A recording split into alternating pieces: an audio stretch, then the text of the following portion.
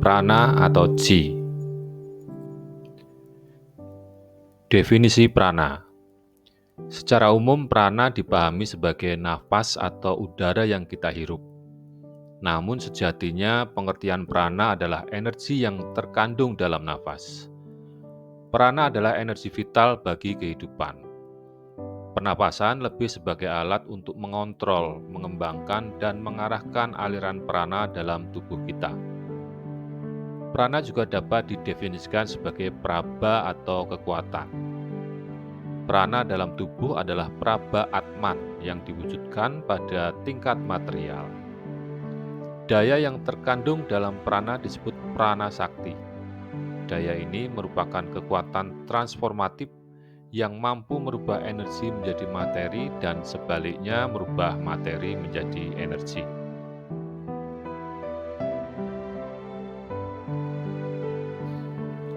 Sumber prana. 3 sumber utama prana adalah matahari, bumi, dan alam semesta. Prana dari semesta ini kita peroleh dalam bentuk udara, air, sinar matahari, makanan, dan lain-lain. Selain itu, ketika kita berkontemplasi di tempat-tempat suci, maka kita bisa memperoleh prana dari entitas-entitas luhur masuk ke dalam tubuh kita. Prana bekerja di balik semua mekanisme halus yang terjadi di dalam tubuh kita. Menurut filsafat Hindu, prana ada di dalam jiwa atau atman. Jiwa merupakan the silent experiencer yang menangkap dunia fisik melalui kerja dari prana. Ia keluar masuk tubuh dengan prana. Jiwa bersama prana sakti menggabungkan 5 elemen dasar semesta untuk membentuk tubuh, pikiran, dan indera kita. Aliran prana. Prana mengalir dalam tubuh melalui suatu saluran energi halus yang disebut nadi. Terdapat 3 nadi utama, Ida, Pinggala, dan Susumna. Saluran Ida dan Pinggala akan saling bersilangan di suatu titik saluran Susumna. Terdapat 7 titik persilangan.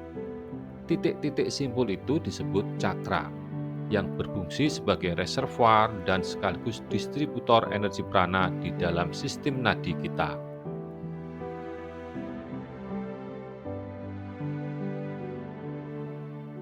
Bentuk prana. Prana mengalir di dalam tubuh kita dalam wujud atau manifestasi sebagai vayu atau angin. Menurut pengamatan para praktisi yoga, fungsi, intensitas, dan arah aliran dari prana di dalam tubuh kita berbeda-beda cara kerjanya. Terdapat 5 manifestasi utama dari Mahaprana, yaitu prana vayu, apana vayu, udana vayu, samana vayu, dan vyana vayu. Kelima bentuk prana ini disebut panca prana, yang memiliki fungsi, intensitas, serta wilayah kerjanya masing-masing. Aliran prana vayu mengarah ke dalam dan ke atas. Pada level fisik, prana vayu bertanggung jawab atas sistem pernapasan, meliputi proses pemompaan jantung, dan terutama keluar masuk nafas. Ia juga membantu proses menelan dan regurgitasi makanan. Ia menjaga keseimbangan bekerjanya aktivitas fisik dan psikologis, serta konsentrasi fokus mata, emosi, dan konsistensi mental. Cakra jantung menjadi lokasi utama dari prana vayu. Apana vayu mengalir berlawanan dengan prana vayu, yaitu mengalir ke arah bawah. Lokasinya terletak di cakra muladhara. Fungsi utamanya adalah pengeluaran sampah seperti kotoran, gas, dan urin. Pada saat proses kelahiran, apana vayu bertanggung jawab atas stimulasi seksual, ejakulasi, dan siklus menstruasi pada perempuan. Udana berarti terbang. Dengan bantuan udana vayu, kita dapat menggerakkan berbagai organ tubuh kita, seperti memutar lengan, kepala, dan menendang. Energi penting ini terletak di cakra Visuddhi atau tenggorokan dan bahu. Ia mengkoordinasi saraf motorik dan sistem saraf sensorik. Samana Vayu. Samana berarti sama atau keseimbangan. Ia terletak di antara wilayah kerja Prana Vayu dan Apana Vayu. Ia bergerak di sekitar daerah pusar. Samana Vayu fokus pada elemen api dari tubuh dan menstimulasi cakra Manipura. Ia bertanggung jawab atas penggunaan energi pada proses pencernaan dan kerja organ dalam perut seperti lever dan usus. Sementara Vyana Vayu merupakan tipe prana kelima yang paling terintegrasi. Fungsi utamanya adalah memfasilitasi kekuatan cadangan ke daerah yang mengalami kekurangan prana-prana lainnya. Ia memberikan nutrisi penting pada organ-organ yang membutuhkan melalui aliran darah. Vyana Vayu tidak memiliki wilayah kerja khusus. Ia mengalir ke seluruh bagian tubuh. Ia berbasis di cakra Swadhisthana.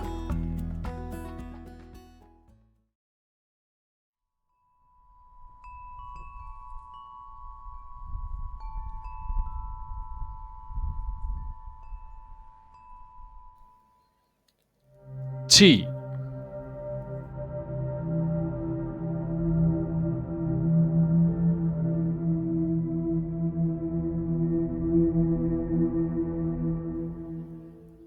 Definisi Qi. Dalam tradisi Dao, Qi dipahami sebagai suatu kekuatan dinamis yang mengalir di dalam tubuh kita. Ia merupakan energi vital yang memungkinkan kita hidup. Qi juga dipahami sebagai energi dalam arti seluas mungkin. Ia bersifat universal, mencakup semua manifestasi dari aspek energi yang paling material seperti bumi hingga aspek yang tidak material seperti cahaya, pikiran, dan emosi. Yin Yang. Qi berada dalam keadaan fluks terus-menerus. Ia berubah tanpa henti dari satu aspek Qi ke aspek lainnya. Dalam perspektif Cina, istilah yin dan yang merupakan konsep yang digunakan untuk menggambarkan kualitas atau manifestasi Qi yang relatif berlawanan. Jika yin adalah bentuk, maka yang adalah fungsi. Jika yin adalah materi, maka yang adalah non-materi.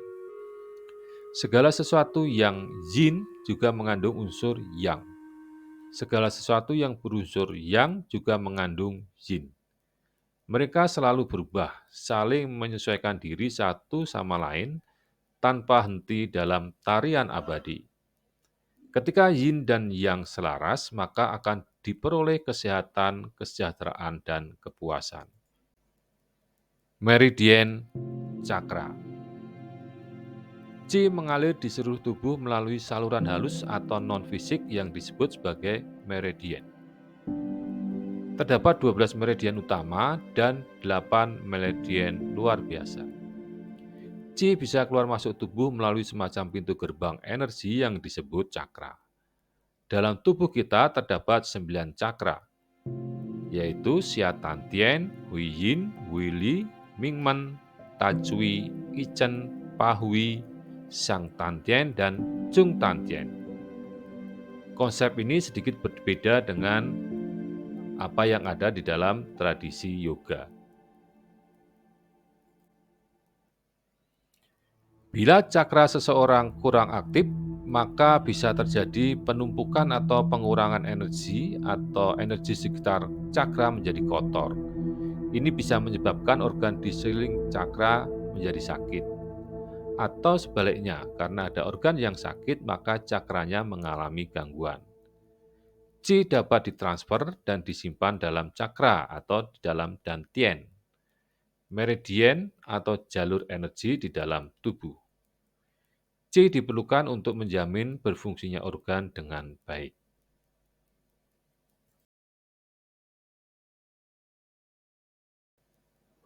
Dantien Taiji Pol. Dalam tubuh kita ada 2 jenis jalur meridien, yaitu jalur Renmai yang bersifat yin, yang mulai dari Huiyin ke depan hingga ujung lidah, dan jalur dumai yang bersifat yang, mulai dari huiyin ke belakang hingga langit-langit mulut. Menempel pada tulang belakang kita terdapat jalur energi lainnya yang disebut Taiji Pul. Jalur ini menjadi saluran energi atau Qi semesta masuk ke tubuh kita melalui dantian atas.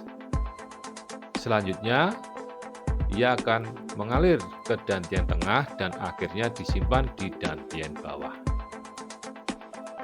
Istilah Renmai, Dumai, dan Taiji Pul ini analog dengan Ida, Pinggala, dan Sumsuna di sistem yoga. Sanbao. Dalam pengobatan tradisional Cina atau TCM dikenal istilah Sanbao atau 3 harta karun. Yang dimaksud dengan 3 harta karun tersebut adalah 3 energi penting yang menopang kehidupan manusia, yaitu Jing, Qi, dan Shen. Yang dimaksud dengan Shen adalah roh atau jiwa atau pikiran atau makhluk gaib. Ia memiliki kualitas yang berapi-api dan terkait dengan kesadaran. Shen disimpan di dantian atas. Qi. Ia merupakan vitalitas atau napas halus. Qi adalah materi sekaligus energi. Ia memiliki kualitas netral dan diasosiasikan dengan perasaan hidup. Ia disimpan di dantian tengah. Jing. Jing merupakan esensi vital, energi esensial atau benih. Ia memiliki kualitas bersahaja dan terkait dengan energi seksual. Jing disimpan di dantian bawah. Selain ketiga energi tersebut, ada juga yang disebut sebagai Wu Wei atau Wu Qi. Ia merupakan energi alam semesta purba. Wu Wei merupakan energi yang tidak terbatas. Ia memiliki kualitas kekosongan atau kehampatan dan potensi tak terbatas. Dengan melakukan latihan senam, pernapasan, dan meditasi secara tekun, kita akan bisa mengolah Qi yang ada di dalam tubuh kita. Kita juga bisa memanen energi dari alam semesta dan mengumpulkannya sebagai Jing atau energi esensial di dantian bawah. Ketika Jing tubuh kita menjadi besar dan kuat, maka aliran Qi ke seluruh bagian tubuh pun akan menjadi lancar dan kuat. Dan pada gilirannya, Shen kita pun akan menjadi lebih terang. Pikiran kita bertambah jernih, kesadaran kita menjadi kokoh dan kuat. Pada puncaknya, jiwa kita akan menjadi merasa damai dan bahagia.